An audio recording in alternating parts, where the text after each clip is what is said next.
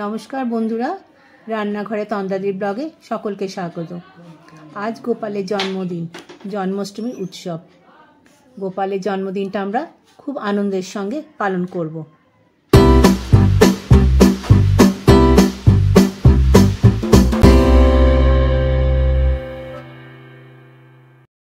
আমরা গোপালের ভোগের জন্য গোপালের রান্নাঘরে ঢুকেছি। অনেক আয়োজন, তাই একার পক্ষে সম্ভব নয়। এখানে আমার সঙ্গে ঢুকেছে আমার দুই জা আর কাকিমা। এখন গোপালের ঘরে তৈরি হচ্ছে মালপোয়া আর তালের ফুলুরি।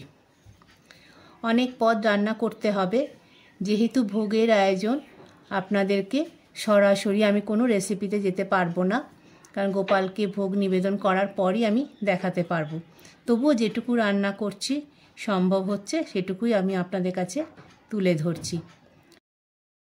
এটা হচ্ছে মধ্যাহ্নভোগ, সুজি, লুচি, মিষ্টি, তার সঙ্গে তো ফল আছেই। ভোগ আয়োজন যখন, প্রচুর রান্না, প্রচুর আয়োজন। এখানে ভাজা হচ্ছে মুড়ি।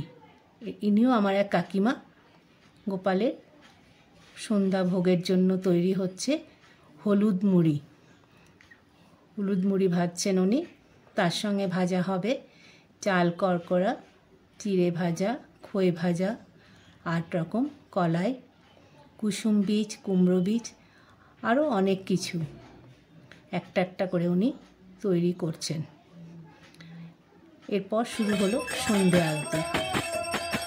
সন্ধে আরতির সময় সন্ধে শুরু হয়েছে, নানা রকম ভোগ সাজানো হয়েছে। অনেক আয়োজন, অনেক সময় নিয়ে হয়েছে। যতগুলো আয়োজন তৈরি করা হয়েছে সেগুলো তো আমরা একটাও রেসিপি আপনাদের সামনে তুলে ধরতে পারিনি, কারণ সেটা সম্ভব নয়। আরতির সময় এগুলো সাজানো হয়েছে, তাই আপনাদেরকে দেখাতে পারছি। গোপাল রাধারানী খুব সুন্দর করে সেজেছে। অষ্টমী বলে 108 প্রদীপ ধরানো হয়েছে। বাড়ির ছেলেরা এখানে আরতি কীর্তনে ব্যস্ত। ছেলেরাই কীর্তন করছে, এটাই আমাদের বাড়ির নিয়ম। বাইরে ডাকতে পারা যায়। সন্ধে আরতি সম্পূর্ণ হলো। এখন গোপালের জন্মদিন উপলক্ষে কেক কাটা হবে। আমারই ছোট যা চম্পা খুব শখ করে তালের কেক বানিয়েছে গোপালকে খাওয়াবে বলে। ছেলেদের জন্মদিন উপলক্ষে যেমন কেক কাটি, দেখুন গোপাল কি সুন্দর বসে গেছে কেক কাটতে, খুব আনন্দ করে। নাড়ুগোপাল আমার কেক খেয়েছে, তার সাথে গোপাল, রাধারানী, তারা সবাই কেক খেয়েছে। এবারে সেই কেক প্রসাদ হিসেবে আমরা সবাই একে একে নিয়ে নেব। নানা রকম 5 রকম ভোগের মাধ্যমে ফল মিষ্টান্ন দিয়ে আর গোপালের জন্মদিনটি খুব সুন্দর করে পালন করা হলো, খুব আনন্দের সঙ্গে, নিষ্ঠার সঙ্গে। এই দিনটার অপেক্ষায় বাড়ির সকলে বসে থাকে। এত বড় মন্দির গোপালের, আর গোপালের জন্মদিন পালন হবে না, তাই কি হয় কখনো? জন্মাষ্টমীর উৎসব খুব ভালো করে আমাদের পালন হয়েছে। ফল, মিষ্টি, ফুল। গোপাল, রাধারানী দুজনেই নতুন পোশাক পরেছেন। একে একে মন্দির থেকে সমস্ত ফল প্রসাদ, মিষ্টান্ন সব একে একে ঠাকুরের রান্নাঘরে নিয়ে আসা হচ্ছে।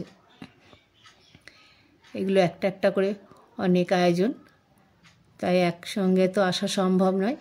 একে একে সব জায়েরা হাতে হাত ধরে নিয়ে আসছে। এই জারা আমার না খুব ভালো। বিভিন্ন পরিবার থেকে এসেছে দেখুন, কিন্তু কেমন সবাই অ্যাডজাস্ট করে নিয়েছে। বাড়ির ঠাকুর জানে করতে হবে, একটু একটু করে শেখারও চেষ্টা করছে। একদম ছোট বোনের মতন যা বলি তাই মেনে নেয়। আমি যেহেতু আগে এসেছি, শিখেছি বেশি। এই একটি আমার যাদের নতুন সদস্য, সেও আস্তে আস্তে হাত লাগাচ্ছে। কিছুই জানে না, তবু মনে হচ্ছে দিদিভাই তোমাদের সঙ্গে থেকে বলো কি করতে হবে। দেখুন ভোগ হয়ে যাওয়ার পর আমি আপনাদের কাছে আর একটু কাছের থেকে সব দেখাচ্ছি কি কি আয়োজন আমরা করেছি। এখানে তো ফল মিষ্টান্ন তো দেখতেই পাচ্ছেন। এই যে ফল আছে, আর আছে আপনার এখানে দেখতে পাচ্ছি আমি তাল ফুলুরি, তালের বড়া। এটা হচ্ছে ছানা, এটা দুধ লুচি, এটা হচ্ছে ভুট্টা ভাজা। এখানে 8 রকম কলাই, হলুদ মুড়ি, এইভাবে দেখুন তালের লুচি সব সাজানো আছে। এবারে আমরা ঠিক করে নেব কিভাবে প্রসাদগুলো বিতরণ হবে। ততক্ষণ কিন্তু মন্দিরে এখনও কীর্তন চলে যাচ্ছে, ছেলেরা সবাই খুব আনন্দের সঙ্গে কীর্তন করছে। এই সুযোগে আমাদের কিন্তু ভোগটা সাজিয়ে নিতে হবে। একে একে সমস্ত প্রসাদগুলো আমরা সাজিয়ে নিচ্ছি, যাতে ঠিক মতন করে তাদের পরিবেশন করতে পারি। অনেক রকম তো আয়োজন আছে, তাই গুছিয়ে না দিলে অসুবিধে। ছেলেরা আবার গোপালের এই মালপোয়া খেতে খুব ভালোবাসেন। গোপালের খুব প্রিয় একটা পদ।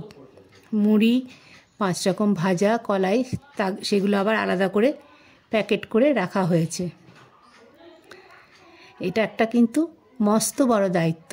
শুধু খাবার করলে হবে না, সেগুলো আবার পরিবেশন করতে হবে ঠিক করে। ভোগ আরতি সম্পূর্ণ হলো, প্রসাদ বিতরণ হলো। এবার দেখুন মন্দির আমরা দেখাচ্ছি। মন্দিরও খুব সুন্দর করে সাজানো হয়েছে। এইভাবে রাস্তার থেকে লাইট দিয়ে সাজানো হয়েছে।